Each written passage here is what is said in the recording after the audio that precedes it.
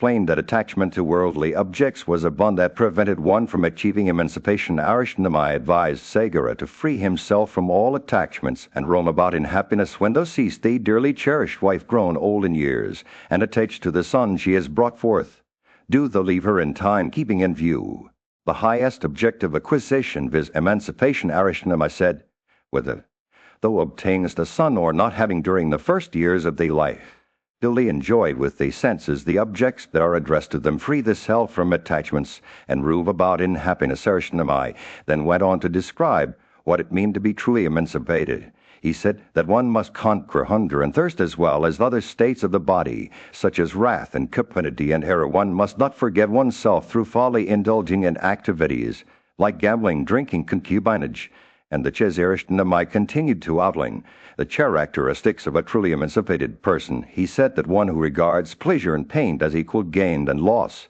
as honor, power, and victory, and defeat as the same, is wholly emancipated. He also described how one must look upon the world with an equal eye, seeing no difference between good and bad, clean and unclean. One must regard one's body as nothing more than a mass of blood, urine, and excreta, subject to decease and decay. Finally, Arishnamai concluded by saying that one who remembers their own mortality and the imperfections of the body is truly emancipated. That man becomes certainly freed who always recollects that this body, when overtaken by decrepitude, becomes assailed by wrinkles and white hairs and leanness and pallor of complexion, and a bending of the form. Mishma finished recounting Arishnamai's words to Sagara, saying thus, O son, have I told thee in brief of what the way is for freeing thee?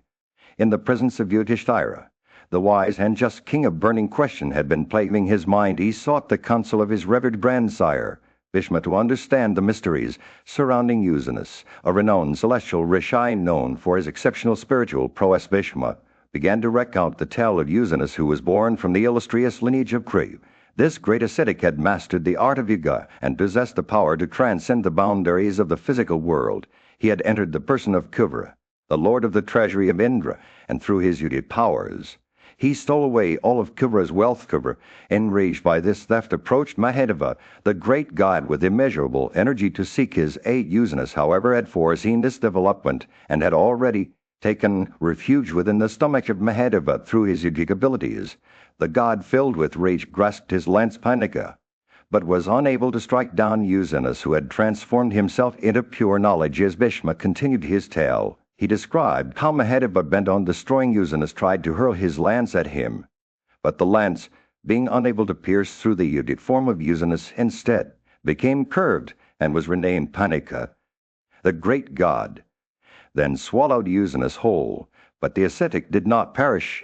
Instead, he found himself within the stomach of Mahadeva, where he began to wonder. Yudhishthira's curiosity was piqued by this tale, and he asked Bhishma how Usanus could survive within the stomach of Mahadeva, a being of superior intelligence. Bhishma explained that Mahadeva, having completed his yogic penances, emerged from the mighty lake and was approached by the eternal Brahman. The primeval god inquired about Mahadeva's progress in his penances and was pleased to hear that Usanus had become greater due to those very penances. As a result, Usanus shone brightly within the three worlds, endued with great energy. However, he continued to wander within Mahadeva's stomach, filled with anxiety. Mahadeva, armed with Panika, once more took to yogic meditation, while Usanus hymned the praises of the god from within his stomach, seeking an outlet for escape. Rudra stopped all outlets, but Usanus repeatedly addressed the god, saying, Show me the kindness. Mahadeva finally granted him permission to exit through his urethras. A result of this ordeal, Usanus was given the name Sukra and became known as the son of the goddess Duma, who had intervened on his behalf. Ava, filled with anger, stood with lance uplifted in his hand, but was restrained by his. The sun was setting over the kingdom, casting a warm orange glow over the assembly gathered around.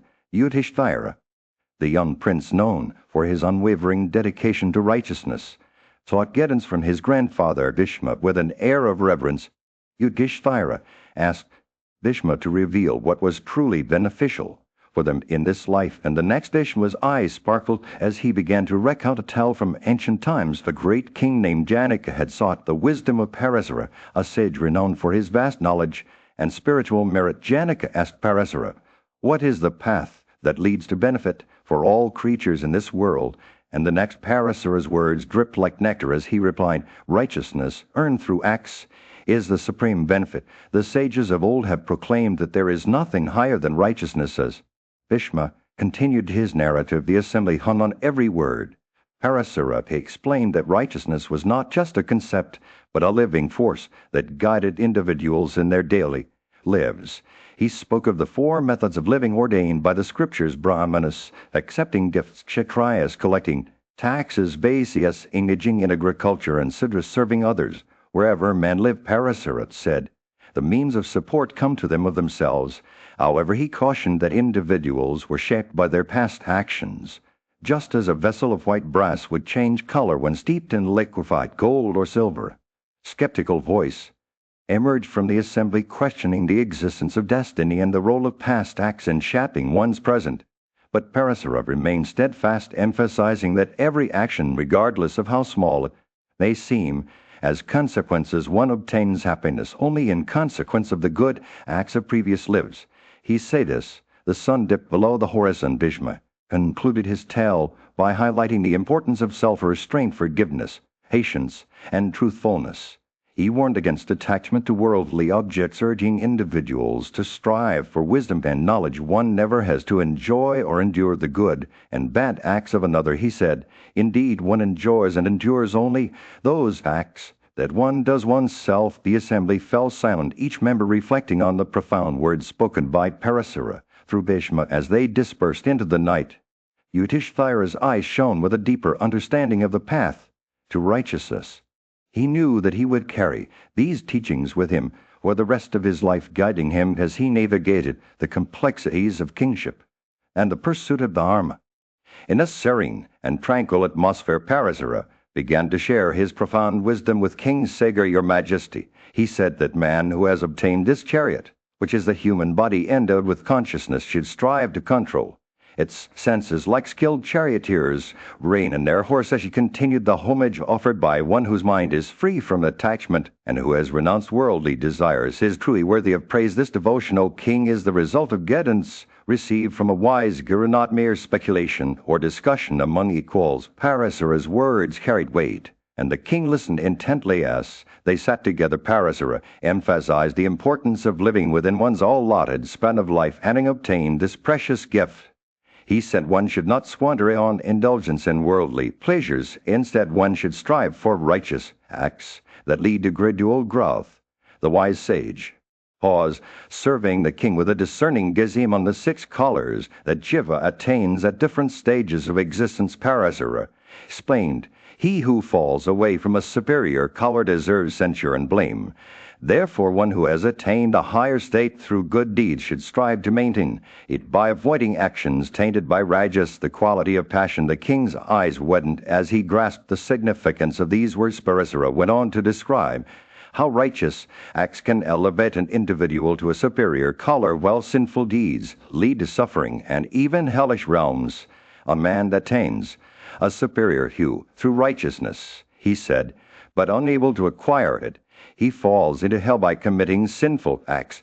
Knowingly, the wise sage's words were laced with compassion and understanding. However, Parasura cautioned that unconscious or ignorant actions can be purified through penance, but those committed with full knowledge of their consequences lead to immense suffering. A man of intelligence would never do an act that is sinful in nature, he said, just as a pure person would not touch one who is impure. As the sun began to set, casting a warm golden light over the scene, Parasura's words took on a sense of urgency and gravity. "How miserable is the fruit I see of sinful acts," he exclaimed. "Through sin, the very vision of the sinner becomes perverse, and he confounds his body with the soul." The king listened with rapt attention as Parasura shared his wisdom. The wise sage concluded by emphasizing the importance of living a life of renunciation, even in this world. That foolish man who does not succeed in betaking himself to renunciation in this world becomes afflicted with great grief when he departs to the next world. With these final words, Parasura's teaching came to an end, leaving the king with a profound sense of understanding and introspection. As they parted ways, the king reflected on the wise sage's teachings. In a forest play, Parasura sat beneath a banyan tree, his eyes gazing out at the world around him. He pondered the nature of humanity and the ways in which people interact with one another. Nobody, he said to himself, does good to another without expecting something in return. This was his observation, that people are driven by self-interest and that gifts given to others were often motivated by a desire for recognition or reward. As he sat there, Parasura's thoughts turned to the concept of merit. He believed that gifts given to distinguished individuals, such as kings or wise men, held great value, but that the act of giving itself was more important than the recipient. The making of a gift is superior to the acceptance of a gift. He mused. Parasura's musings were interrupted by the arrival of a weary traveler who had come seeking shelter and refreshment. The sage rose to his feet and with a warm smile offered the stranger a cup of cool water from his own flask. As they sat together in silence, Parasura reflected on the significance of this simple act, that giving water to another being was akin to providing food for one's own hungry self. As he finished his thoughts, a group of ascetics appeared on the horizon, their staffs held aloft as they made their way towards him. Among them was Rantidav, a high-souled king who had renounced his throne and devoted himself to spiritual pursuits. He had achieved great success in this world and the next by worshipping the ascetics with offerings of roots, fruits, and leaves. Parasura watched as Rantidav and his companions passed through their presence, reminding him of another notable figure, Sivai's royal son, who had won the highest regions of felicity by honoring the sun god with similar offerings. These examples reminded Parasura that true wealth lay not in material possessions, but in the cultivation of virtues. As he pondered this truth, a group of wise men gathered around him, eager to learn from his wisdom. They asked about the nature of death and how it was incurred by every individual at birth. To God's guests, servants, ancestors, and even oneself, Parasura explained that one could pay off these debts through various means, studying the Vedas, performing sacrifices, honoring one's parents and teachers, and doing good deeds for others. She told them of Manas who had achieved great success by adoring the deities and pouring libations of clarified butter on the sacred fire. He spoke of Richeka's son, who became the renowned sage Vishwamitra through his devotion to the gods, and he shared the stories of Usanus, who became Sakra, pleasing the god of gods, and Asita and Devala, who achieved great distinction by worshipping Shiva with concentrated minds. As the sun began to set, Parasura's thoughts turned to. In the midst of a lush forest, sage Parasura sat beneath a towering tree, his eyes gazing out at the world with wisdom. His words flowed like a gentle stream as he spoke to a young king about the nature of duty and social hierarchy. The lowest order, he began, should derive their sustenance from the three other orders. It is proper for them to serve with affection and reverence, making them righteous. The sage's eyes sparkled as he continued. If the ancestors of any civil were not engaged in service, they should not engage themselves in any other occupation. They must apply themselves to service as their occupationists. Parasura spoke. A young Sivra boy listened intently, his mind absorbing the words like a sponge. He envisioned himself serving the higher castes with dedication and devotion. The sage's words painted vivid pictures in his mind, just as jewels and metals blaze with greater splendor in consequence of their adjacency to the sun. Even so, the lowest order blazes with splendor in consequence of their association with the good. The boy's imagination ran wild as he pictured himself surrounded by wise Brahmanas, noble Kshatriyas, and prosperous Vaisyas. He longed to be a part of this harmonious society, where each class contributed to the greater good. Parasura's words wove but tapestry of mutual respect and cooperation. A piece of white cloth assumes that hue with which it is dyed. Even such is the case with Sudrisus. The sun began to set, casting a warm orange glow over the forest. Parasura spoke about the fleeting nature of human life. He emphasized the importance of living a virtuous life, even in times of happiness and misery. That wise man who in happiness as also in misery achieves only what is good is regarded as a true observer of the scriptures. The sage's eyes seemed to hold a deep understanding of the world's workings as he described the various castes and their duties. The Brahmanas should study the scriptures, the Kshatriyas should protect the other classes, the Vaisyas should earn wealth through agriculture and cattle rearing, and the Sudras should humbly collect offerings for sacrifices and clean altars. Night began to fall. Parasura's words painted a picture of a harmonious society, where each class respected, and supported one another. He spoke about the importance of gifts made with reverence and respect. 20 Kuris earned righteously will be productive of great benefit. The sage's words carry weight, inspiring the young king to strive for righteousness in his own life. The stars began to twinkle above. Parasara concluded his discourse, leaving the young boy with a sense of wonder and awe. The sage's final words echoed through the forest while sinking. In this a scene of life man should always seek to cross, that is seen by various means. In the era of great righteousness, Parasara spoke to King Janimejaya about the importance of living a virtuous life. He explained that each varna or social class had its own way of acquiring wealth and serving society. The Brahmins acquired wealth through gifts and donations, while the Kshatriyas earned it through victory in battle. The Vaisyas obtained wealth by following their duties, and the Sudras earned it by serving the other 3 orders. Parasara cautioned that if a Brahmin were to take up the duties of another varna, they would not fall from righteousness. However, if they took up the duties of the lowest order, they would certainly lose their way. He also explained that when a Sudra was unable to earn a living through service, they could engage in trade or other professions. However, Parasara warned against certain occupations that were considered censurable, such as acting on stage or selling spirits and meat. But he added that if one who had engaged in these professions could abandon them, they would acquire great merit. In ancient times, the world was a very different place. Men were self-restrained, and righteousness was highly esteemed. They followed practices that were consistent with propriety and the scriptures. That only punishment for wrongdoing was the cry of fire on those who had gone astray. But then came the Isuras in the form of lust and wrath, which entered the bodies of men. Pride and arrogance arose, and from these wrath grew when men became overwhelmed with wrath.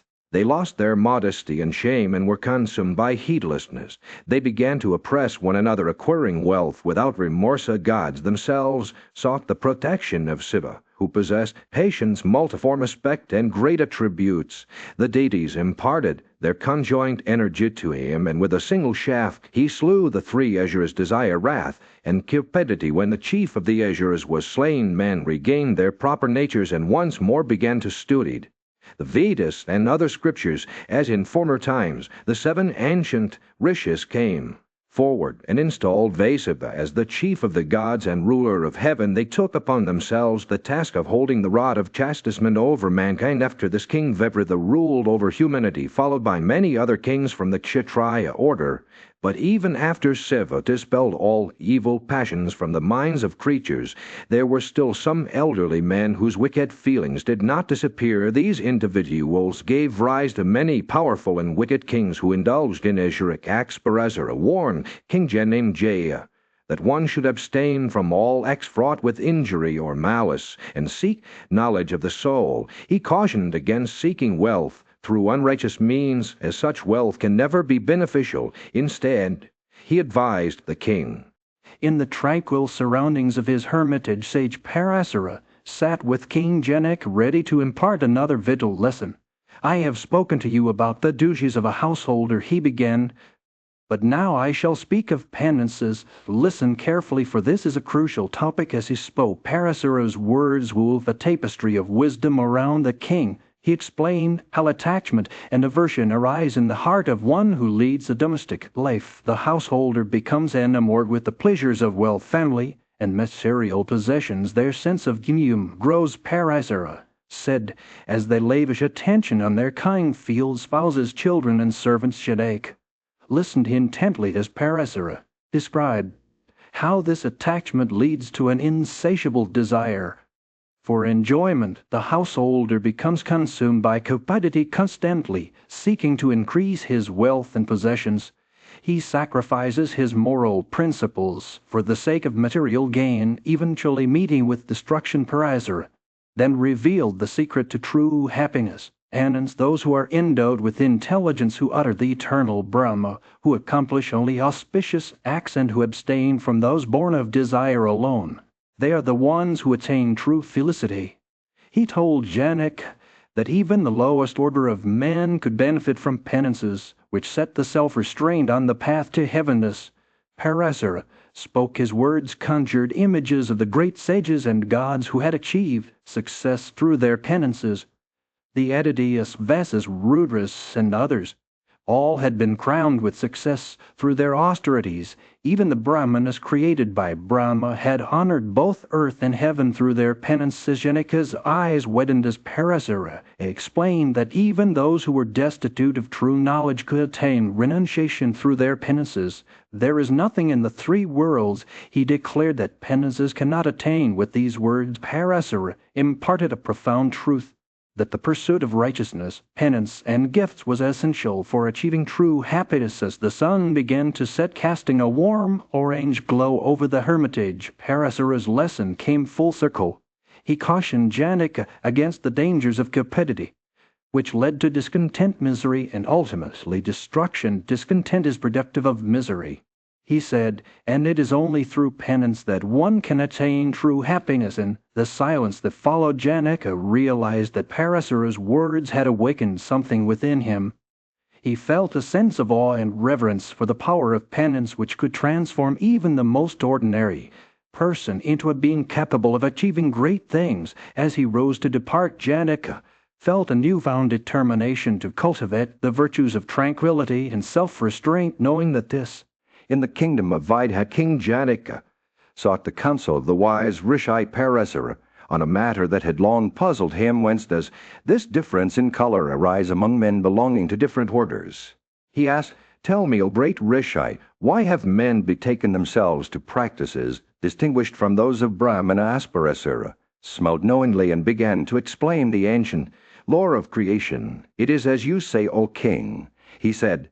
"The offspring procreated are none else than the progenitor himself. In consequence, however, of falling away from penance, this distribution into classes of different colors has taken place." He told Janaka that when the Lord of all creatures set himself to create the worlds, some creatures sprang from his mouth, some from his arms, some from his thighs, and some from his feet. Those who sprang from his mouth were called Brahmanas. Those from his arms were named Kshatriyas. Those from his thighs were the wealthy class, known as Vaisyas, and those from his feet were the serving class.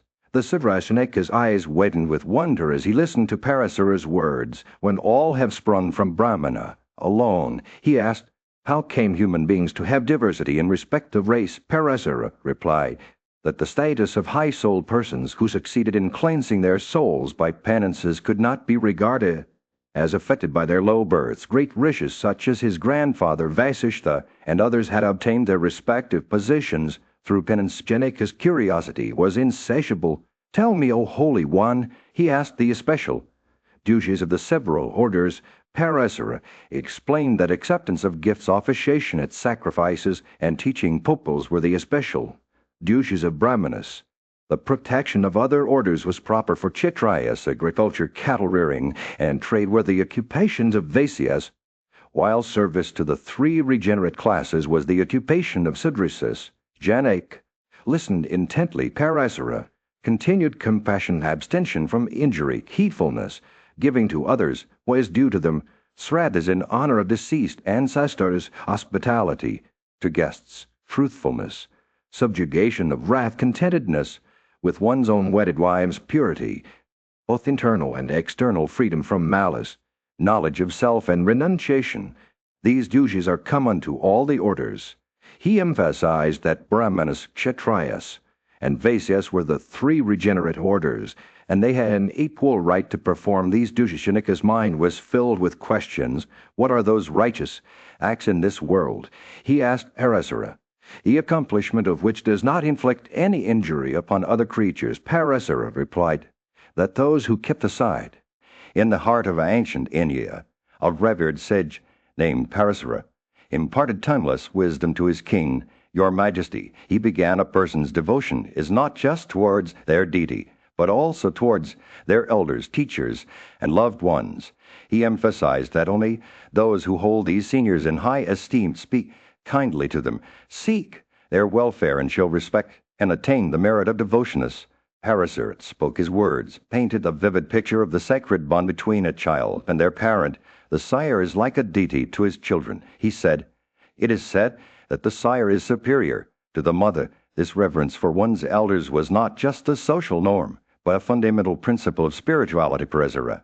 Then turned his attention to the duties of a Kshatriya, a warrior prince. He cautioned the king against striking an opponent who was fatty, frightened, disarmed, or unwilling to fight. A Kshatriya should only engage in battle with one of their own order, equipped and ready for exertion.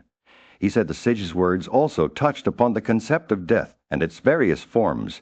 He explained that death at the hands of a superior or an equal was considered laudable, but not so when it came from someone lower, or courtly death at the hands of one who is sinful or of low birth and wicked conduct is inglorious and leads to hell. He warned as Parasara continued to speak. He delved into the mysteries of the soul and its journey through various bodies. He explained that when a person's life force or jiva leaves their current body, it does not immediately take on a new form. Instead, it roams the skies for some time before entering a new receptacle. Sage also spoke about the importance of acquiring knowledge and the attainment of emancipation.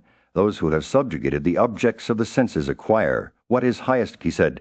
He emphasized that the pursuit of wisdom was a lifelong journey, and one should never stop striving for self-improvement. As the sun began to set, Parasara's words turned towards the concept of death and its various forms. The death that one meets but by taking poison, by hanging, by burning at the hands of robbers, and at the teeth of animals, is said to be an inglorious one. He said in conclusion, Parasara imparted a profound message about the nature of existence. He explained that there was only one foe, ignorance, which led people to commit cruel acts. That foe can only be overcome by steady endeavors and waiting upon the aged according to the duties laid down in the Srutas. He said as the king listened intently, Parasara's words guided him towards a path of righteousness. He emphasized that one should never emasculate oneself by abstaining from all enjoyment. In the presence of Bhishma, Janaka, the wise ruler of Mithala, posed a profound question to Parasara. The sage, renowned for his deep understanding of all duties. What is productive of good? Janaka asked, seeking guidance on the path to righteousness. What is that which, being accomplished, is never destroyed? What is that spot repeating where one has not to come back? Parasara, with a gentle smile, began to unravel the mysteries of life. Dissociation from attachments, he said, is the root of what is good. He explained that knowledge is the highest path, and that penances practiced are never destroyed. Gifts made to deserving persons also bear fruit in the afterlife. But true success comes when one breaks free from the bonds of sin and cultivates a sense of righteousness. As Parasara spoke, Janaka's eyes sparkled with curiosity. But what about those who give away wealth and possessions? He asked. Parasara replied that such actions may seem virtuous, but they are mere external gestures unless accompanied by inner transformation. The true gift is the pledge of harmlessness to all creatures. When one makes this commitment, the universe responds in kind, offering the pledge of harmlessness in return. The sage continued, one may live amidst wealth and enjoyments, yea, if blessed with intelligence, one does not live in them. He described how a man of wisdom is like a lotus leaf untouched by the waters of attachments, and on the other hand clings to those who are unaware of its presence, much like and wood adhering to each other. As Parasara's words poured forth, Janaka listened intently, his heart yearning for understanding. The sage described how the pursuit of righteousness is a lifelong journey, not a destination. Death waits for no man, and yet it is in this very life that one must strive for liberation. Like a blind man navigating his own home with attention, the wise individual succeeds in proceeding along the path to enlightenment. A conversation turned to the nature of birth and death, which are intertwined like the threads of a rope. One who walks the path of emancipation earns happiness, both here and hereafter. The diverse, driven by desires and attachments, suffer misery, while the few, those who renounce worldly ties, achieve happiness. As Parasara's discourse reached its climax, Janaka's eyes shone with newfound understanding like the lotus stalk leaving the mire. He exclaimed, the soul can speedily cast off the mind. The sage nodded in agreement, explaining that it is the mind at first inclines the soul to yoga. Through concentrated attention, the mind merges with the primal prakriti, and the individual achieves liberation. As the sun dipped below the horizon, casting a warm orange glow over the scene, Janaka rose from his seat, his heart filled with gratitude. He knew that he, in the midst of a tranquil forest, Yudhishthira, son of Pandu, sat at the feet of Bhishma, his revered grandfather. The young prince sought to understand the virtues that were held in high esteem by the wise men of their time. Grandsire, he asked, What are your thoughts on truth, self-restraint, forgiveness? And wisdom Ishmael's eyes sparkled with the weight of age, as he began to recount an ancient tale from the realms of myth in a bygone era. He said, "The unborn and eternal Lord of all creatures, Brahman, took on the form of a majestic golden swan. This divine bird wandered through the three worlds, its path taking it to the abode of the Sathayas. The Sathayas, a group of deities known for their wisdom and righteousness, welcomed the swan with reverence. O noble bird, they said, you are renowned for your great learning and eloquence. We will ask you about the highest virtues and what act is most revered by those who seek liberation from the bonds of karma." Swan's voice was like a gentle breeze on a summer day as it spoke, "Dear Sathayas, I have heard that one should cultivate these four qualities: penances, self-restraint, truth, and subjugation of the mind. By taming our innermost nature, we can free ourselves from the burdens of worldly attachments." The swan then revealed its own philosophy on living a life of virtue. "I have never uttered harsh words in response to those who speak ill of me," it said. "Instead, I choose forgiveness and compassion as my guiding principles. Truth is the very essence of the Vedas, and self-restraint is the key to unlocking true wisdom." The swan's words dripped with a deep understanding born from its own experiences. As the swan continued to share its wisdom, Yudhishthira listened intently, his mind absorbing the teachings like a thirsty plant drinks in the morning dew. "One who practices self-control," the swan said, "is superior to one who does not. One who possesses knowledge is greater than one who lacks it." The swan's words were laced with an air of detachment, as if it had transcended the petty concerns of worldly life. A swan then spoke about the importance of renunciation and the dangers of anger when assailed by harsh speeches. It said one should not retaliate in kind. Instead, one should cultivate patience and compassion, for this is the path to true liberation. The swan's words were like a balm to Yudhishthira's soul, soothing his doubts and fears. As the tale came to an end, Bhishma turned to Yudhishthira with a gentle smile. "My dear grandson," he said, "the swan's teachings are a reminder that In the court of Hastinapura, King Yudhishthira sought the guidance of his venerable grandsire Bhishma on a matter that had long puzzled him. The king was eager to understand the fundamental differences between the Sankhya and Yoga systems of philosophy. Bhishma, wise and experienced in the ways of the ancient sages, smiled benevolently as he began to explain. The followers of Sankhya extolled their system, while those who practice Yoga praised theirs. He said, each side believes its own path is superior. Bhishma paused, collecting his thoughts before continuing. Men of great wisdom have expounded the Sankhya philosophy, demonstrating that one can attain emancipation through knowledge and detachment from worldly desires. On the other hand, those who believe in Yoga argue that by cultivating inner strength and control over the senses, one can break free from the bonds of karma and achieve liberation. Bhishma's eyes sparkled with insight as he spoke. Yudhishthira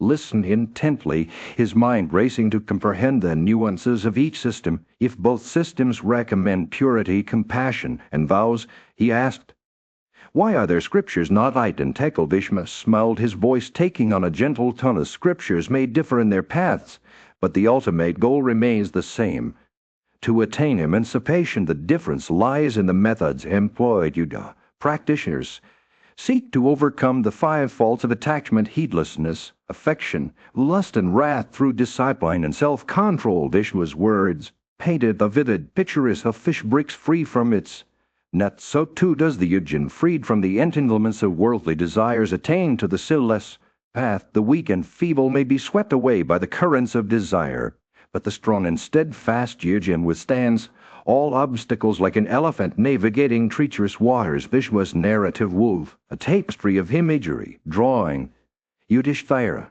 deeper into the mysteries of Yoga. The yujin, possessing immeasurable energy, can create thousands of bodies and wander the earth at will. Some may indulge in worldly pleasures only to renounce them once more, like the sun withdrawing its rays. As Bhishma concluded his explanation, Yudhishthira's curiosity was piqued. He asked about the supple powers of Yoga, seeking to understand how one might attain such mastery. Bhishma smiled, his eyes twinkling with knowledge. As the yujin fixed and absorbed in his soul cleanses it and makes it shine, like the sun, like a boatman guiding a vessel across the sea. The man of knowledge navigates the turbulent waters of life, reaching the shores of emancipation. The huge and heedful and attentive attains to the highest spot, just as an arrow finds its marking. The sun was setting over the kingdom, casting a warm orange glow over the landscape. Yudhishthira, the eldest, Pandava, sat in contemplative silence, his eyes fixed on the venerable Bhishma, who had been their mentor and guide for so many years. What is that which remains unchanged, unaltered by time? Yudhishthira asked, his voice filled with a deep longing. What is it that we may attain to and never have to return from? And what is that which is fleeting, ephemeral, and must eventually come back? Bhishma's eyes twinkled with a knowing glint as he began to weave a tale of ancient wisdom. He told the story of Vasishtha, a sage of great renown who had been approached by King Janaka on a matter of utmost importance. King Janaka asked Vasishtha about the nature of the universe. Bhishma explained about that which is eternal and unchanging, and that which is transient and subject to decay. Vasishtha's words flowed like a gentle stream as he spoke of the creation of the universe. He told of Brahman, the supreme being who was beyond all attributes, and formed from Brahman emerged Samu, also known as Hyzen. The Lord of all this being was infinite in form and power, with eyes, head, and mouth everywhere. Samu is the creator of the universe, Vasishtha said, and from him emerges Hiranyagarbha, the firstborn being who is the embodiment of knowledge and understanding. As Bhishma spoke, Yudhishthira's eyes grew wide with wonder. He listened intently as Vasishtha described the creation of the world, how Brahman had created Samu, who in turn had created Hiranyagarbha. This, O King Vasishtha said, is the story of the universe. It is a tale of creation and destruction, of birth and death. But there is more to it than just this. Vasishtha spoke of the 24 topics that make up all living creatures. He told of how these topics were created by Brahman and how they are subject to decay and destruction. The universe is made up of manifest and unmanifest, Vasishtha said, and since it meets with destruction, is called destructible. But there is something beyond this, something that transcends the 24 topics. Bhishma's eyes locked onto Yudhishthira's as he finished his tale. The room fell silent, filled only by the sound of the wind rustling through the trees. This, O King, Bhishma said, is the story of the universe. It is a tale of creation and destruction, but also of something greater than ourselves. Yudhishthira's eyes shone. In the vast expanse of existence, a soul wandered aimlessly, unaware of its true nature. Vasishtha, a sage, revealed to his listeners the tale of this wandering soul. It was said that due to forgetfulness, the soul followed ignorance and took on thousands of bodies, one after another. It traversed various realms, sometimes ascending to the heavens, and other times descending into the depths of Hellas. The soul navigated these diverse existences. It became entangled with attributes and powers, investing itself in every aspect of life, though transcending happiness and misery. It subjected itself to their influence. The soul regarded itself as afflicted by various diseases, headache, ophthalmia, toothache, and more. Despite being among to them, as the soul wandered, it donned many guises, adopting different attributes, clothes, and ornaments. It wore white robes or simple rags, adorned with gems, or went naked. It ate diverse foods, from roots and fruits to cakes of sesame husk or curds. The soul even subsisted on air, water, or cow urine, driven by the desire for ascetic succession. Its various incarnations, the soul observed different vows and rules, performed penances, and offered sacrifices.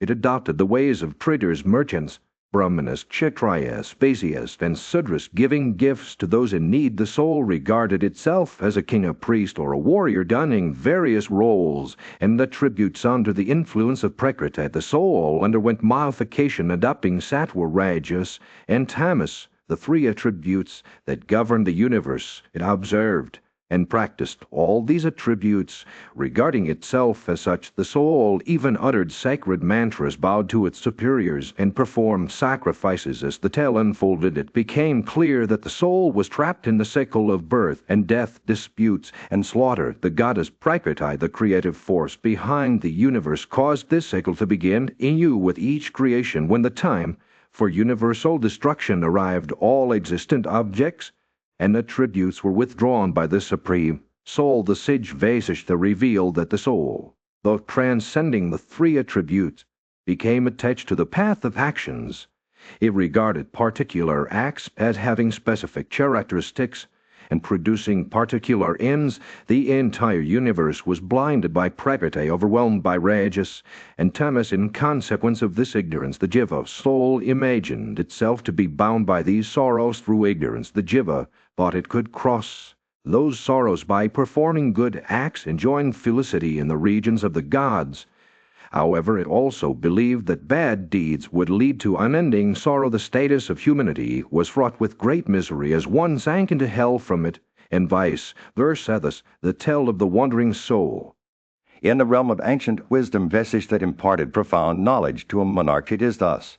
He began his voice like a gentle breeze on a summer day. The jiva, the individual soul, embarks upon an endless journey traversing millions and millions of births, each one destined for dissolution. As Vasishtha spoke, his words wove a tapestry of understanding in consequence of his transformation into chit invested with ignorance. He explained jiva betakes himself to various abodes, among which some are prone to destruction. The monarch's eyes widened as the sage continued. Like Chandramas, the moon, jiva waxes and wanes thousands and thousands of times. This is truly the nature of jiva.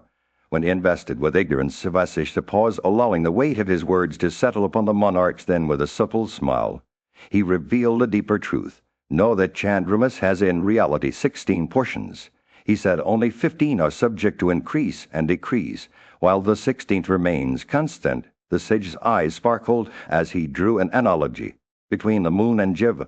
Just as Chandramas has these 16 portions, so too does jiva possess full 16 portions. Though only 15 appear and disappear, monarchs lean forward and trade by the sage's words. Vasishtha continued, of these 15 portions, prakriti with chit's reflection, the 10 senses of knowledge and action, and the 4 inner faculties are subject to modification.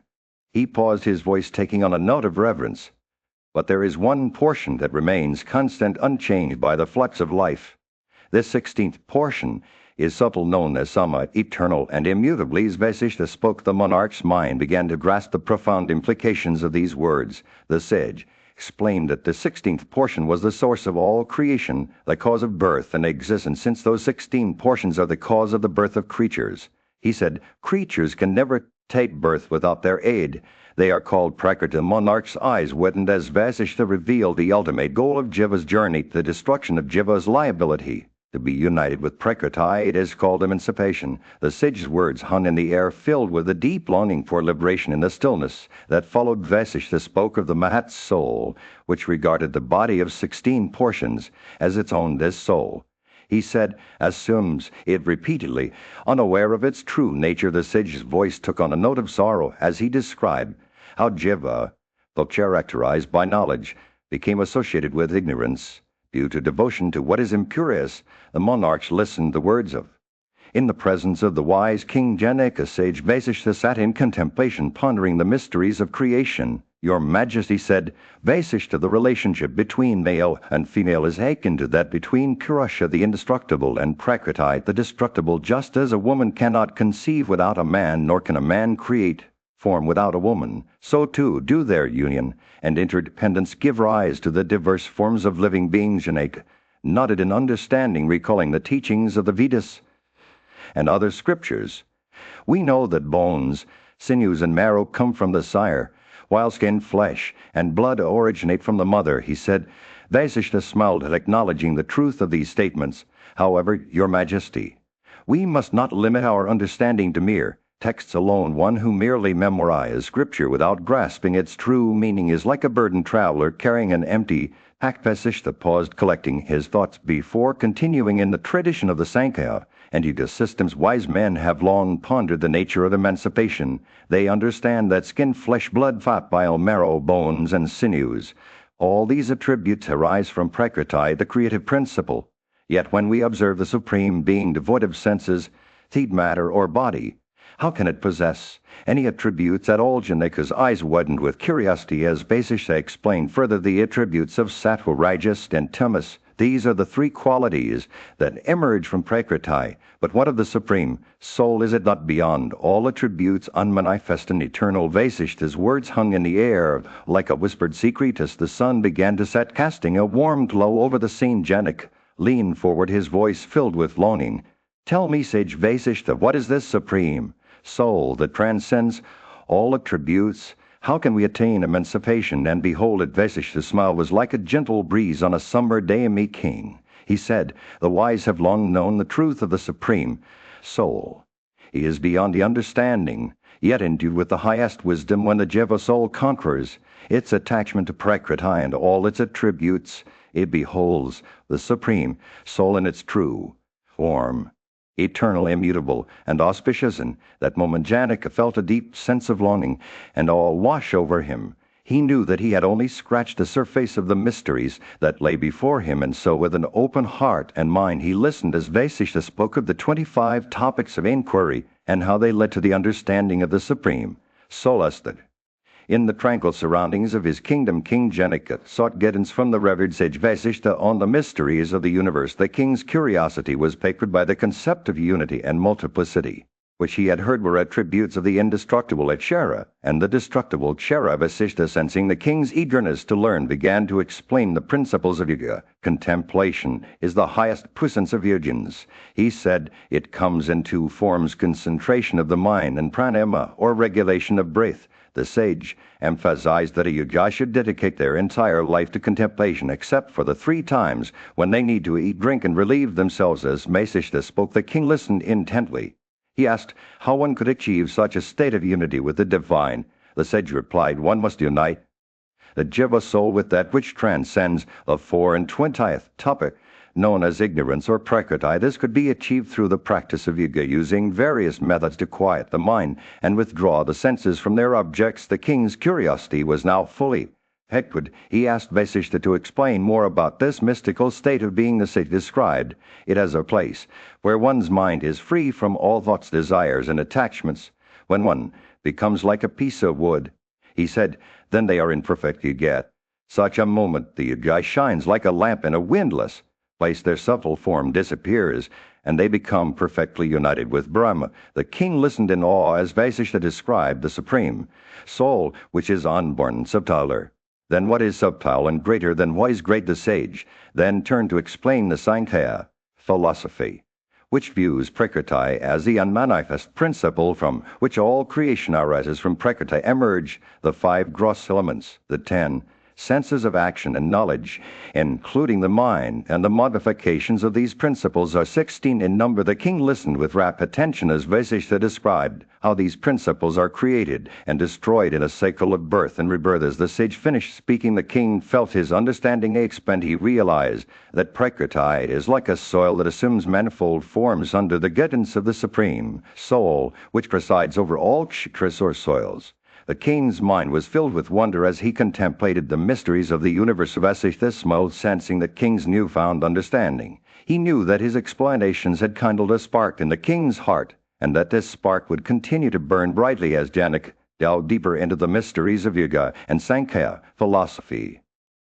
Is serene, forced-laid Vasishta sat cross-legged on a stone pedestal, his eyes closed as he began to speak in a soothing tone. I have shared with you the teachings of Sankhya philosophy, he said, opening his eyes to gaze at his king. Now I shall explain to you the concepts of Vidya and Avidya. As Vasishta spoke, the air seemed to vibrate with an otherworldly energy. He described Prakriti, the unmanifest force that governed creation and destruction, as Avidya. Ignorance, on the other hand, Purusha, the supreme consciousness, was Vidya. Knowledge of Vasishta's words wove a tapestry of intricate relationships between the senses of knowledge and action, the mind, and the 5 supple essences.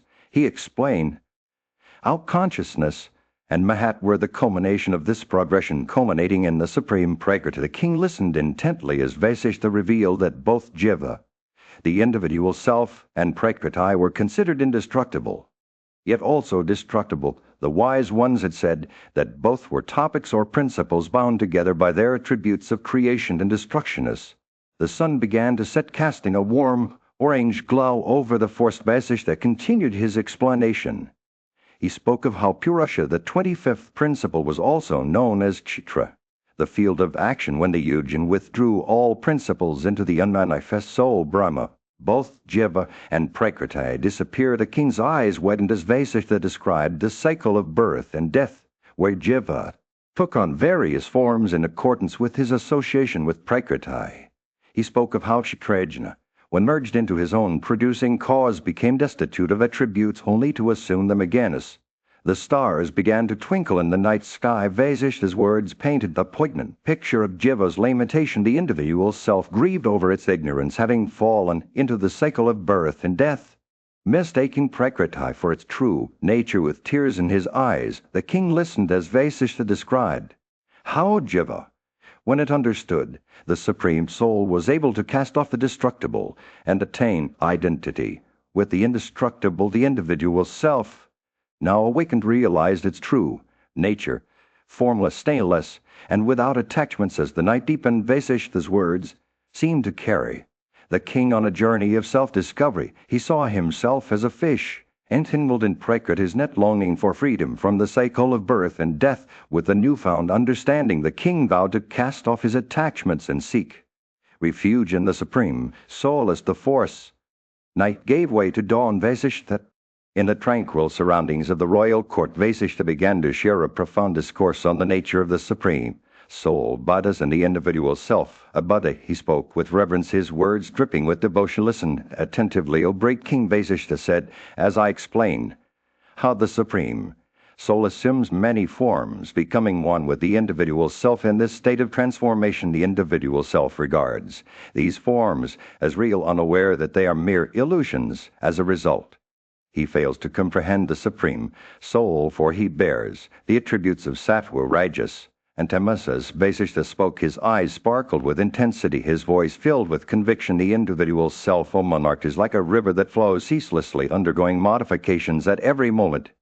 Yet because he is capable of understanding the unmanifest, he is called Vadamanat, or the comprehender. Vasishtha paused, collecting his thoughts before continuing. But when the individual self succeeds in comprehending the 25th principle, Prakriti, which is intelligent and subject to the attributes of creation and destruction, he becomes destitute of attributes himself. In this state, he acquires the nature of the Supreme Soul. The king listened intently, his eyes wide with wonder. Vasishtha's words painted a vivid picture of the individual self's journey towards understanding. When Jiva comes to regard himself as the 26th principle, Brahma, which is stainless and without duality, he succeeds in attaining to that high understanding, which is pure and stainless. As Vasishtha spoke, his voice grew softer, filled with compassion. The individual self, O king, is not bound by any of the principles, Mahat and the rest. He transcends them all, for he is endued with intelligence. It is only when Jiva regards himself as separate from what he truly is that he fails to know the Supreme Soul and himself. Vasishtha's words hung in the air like a gentle breeze on a summer day. The king listened, his heart filled with understanding. Vasishtha continued, when Jiva succeeds in attaining to that excellent understanding, he then casts off the unmanifest, or Prakriti, which is fraught with the attributes of creation and destruction. The discourse came to an end, leaving the king in a state of profound contemplation. Vasishtha's words had awakened something deep within him, a sense of connection to the Supreme Soul that transcended all duality. A monarch, Vasishtha said, finally, I have shared with you this knowledge capable of awakening the soul. May you impart it to one who is humble and eager to understand. With these words, Vasishtha concluded his discourse, leaving behind a legacy of wisdom that would echo through the ages. In the midst of the unforgiving wilderness, King Vasaman, a just ruler from the line of Janak, chanced upon a wise and revered sage from the esteemed Grigi clan. As he approached the sage, who sat serenely amidst the forest's tranquility, King Vasaman bowed his head in reverence, taking care not to disturb the sage's meditative state. With permission granted, the king took his seat beside the sage, his eyes filled with a deep longing for wisdom. O Holy One, he asked, what is it that brings the greatest benefit to mortals like myself, who are beset by desires and bound by an unstable body? The sage's countenance lit up with compassion as he gazed upon the king. Your Majesty, the sage began, if you wish to find joy, both in this life and the next, then restrain your senses and abstain from actions that bring harm to all living creatures. Righteousness is the foundation of virtue, a refuge for those who seek Goodness from righteousness flow the three worlds teeming with mobile and immobile beings. How is it, my prince, that despite being surrounded by pleasures you still yearn for more? A sage's words struck a chord within King Vasaman's heart. He saw himself reflected in the wise one's words, blind to the fleeting nature of desires, yet constantly seeking more. The king listened intently as the sage continued. As one will acquire knowledge to earn its rewards, so too should one strive for righteousness. A wicked man may attempt virtuous actions, but his efforts will be in vain. A good soul, however, will find ease in accomplishing even the most difficult deeds. The sage's teaching was like a gentle rain, nourishing King Vasaman's parched spirit. He realized that true happiness lay not in external pleasures, but in cultivating righteousness within himself. The king listened as the sage offered guidance on how to live a virtuous life, to give generously without expectation of reward, to act with compassion and candor, and to reverence one's own order. As the sun began to set, casting a warm orange glow over the forest, King Vasaman felt his heart transformed. He saw that righteousness was not merely an abstract concept, but a living force that could bring peace and fulfillment to his life. The sage's words had awakened something within him, a sense of purpose, a desire to act with wisdom and compassion. With reverence in his eyes, the king turned to the sage and asked, "How can one cultivate this unwavering firmness, this root of benefit that you speak of?" The sage smiled, his eyes twinkling with ancient wisdom. "Seek out the company of virtuous and learned souls, and pay homage to their example. Through their guidance you will find the strength to walk the path of righteousness." As King Vasaman departed from the forest, he felt the sun had just begun to rise over the kingdom of Mitha, casting a warm glow over the landscape. King Janaka, renowned for his wisdom and knowledge, sat on his throne surrounded by his advisors and sages. Among them was Yajnavalkya, a revered rishi, who had spent years studying the ancient scriptures. Janaka, seeking to expand his understanding of the universe, turned to Yajnavalkya with a question that had been burning within him for some time. "O revered rishi, how many kinds of senses are there? What is Prakriti and its various manifestations? What lies beyond Brahma, the ultimate reality?" He paused, his eyes locked onto Yajnavalkya as if seeking to unlock the secrets of the cosmos. Yajnavalkya, with a gentle smile, began to weave a tale that would unfold like a tapestry of knowledge. "Hear me, O monarch," he said, "for I shall impart to you the ancient wisdom of the Sankhyas, those who have devoted their lives to understanding the mysteries of the universes." Yajnavalkya spoke, his words wove by intricate pattern of creation and destruction.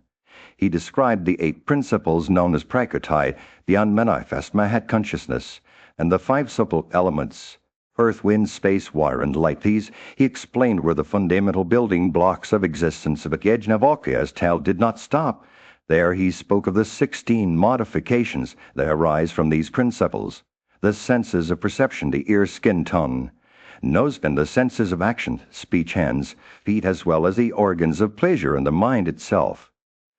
These, he said, were the manifestations of Prakriti in its various forms. As Yajnavalkya continued to speak, his words revealed the intricate dance of creation and destruction that underlies all existence. He spoke of the unmanifest giving rise to Mahat, which in turn gave birth to consciousness, and from consciousness emerged the mind and the 5 great elements: earth, wind, space, water, and light. The king listened with rapt attention as Yajnavalkya described the 9 creations that arise from these principles: the creation of sound and touch, form and taste, scent, and multiplicity of thought. He spoke of the breaths that rise upward, prana, and those that course transversely in the lower parts of the body. As the tale unfolded, Janaka's eyes grew wider with wonder, his mind grasping for the threads that connected these various aspects of existence. And when Yajnavalkya finally ceased speaking, the kingdom was bathed in a silence that seemed to reverberate with the very essence of creation itself. In a hushed tone, Yajnavalkya began to share with the monarch an ancient wisdom that had been passed down through the ages. "Listen well, O king," he said, "for I shall reveal to you the mysteries of time and creation." As he spoke, Yajnavalkya's words wove a tapestry of wonder and awe. He explained that the supreme Purusha, the unmanifest, had a day that lasted for 10,000 kalpas, an eternity of time that defied human comprehension. And yet this was not just any ordinary day. It was a cycle of creation where the universe unfolded like a lotus flower from the depths of the Divinyas. The supreme Purusha's night came to an end. He stirred, and awakened with a gentle touch. He brought forth the herbs and plants that would sustain all living beings, and then from a golden egg emerged Brahman, the great ascetic who embodied the very essence of creation. For 1 whole year Brahman dwelled within the egg, surrounded by the silence of the universe. Finally Brahman emerged, and with his first breath he created the entire earth and the heaven above. The Lord then separated the sky from the heavens, creating a vast expanse that would be home to countless worlds. 7,500 kalpas measured the day